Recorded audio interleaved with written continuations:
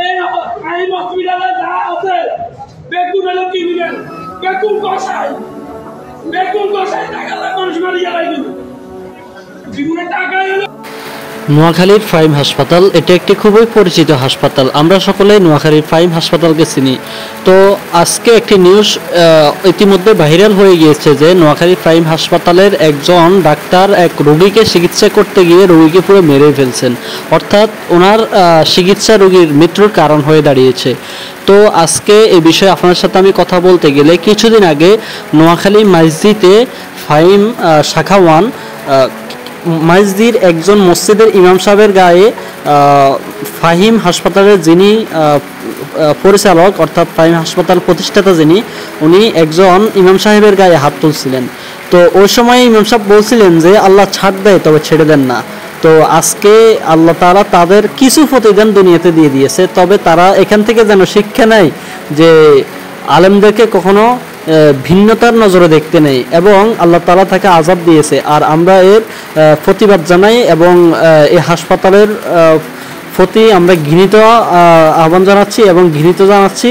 তো সকলে ভালো থাকবেন। এবং এই ফাহিম হাসপাতাল এটি একটি হাসপাতাল নয়, এটি একটি কসাইখানাতে পরিণত হয়েছে।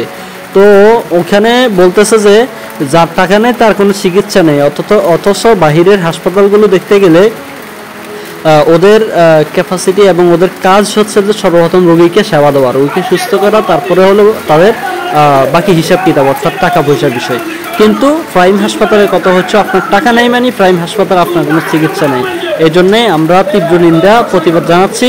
সকলের স্থান থেকে ভিডিওটি প্রচুর পরিমাণে শেয়ার করুন এবং আসামিকে এবং অপরাধীদেরকে আইনের আওতায় আনার জন্য বিশেষভাবে অনুরোধ করছি ও তাদেরকে পুরো দেশে চিহ্নিত করার জন্য বিশেষভাবে অনুরোধ করছি।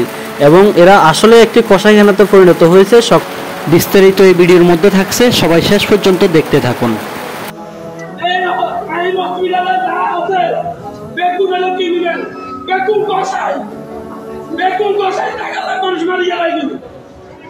জীবনে টাকা এলো সবই গুণের কাছে একাল প্রত্যেক লোক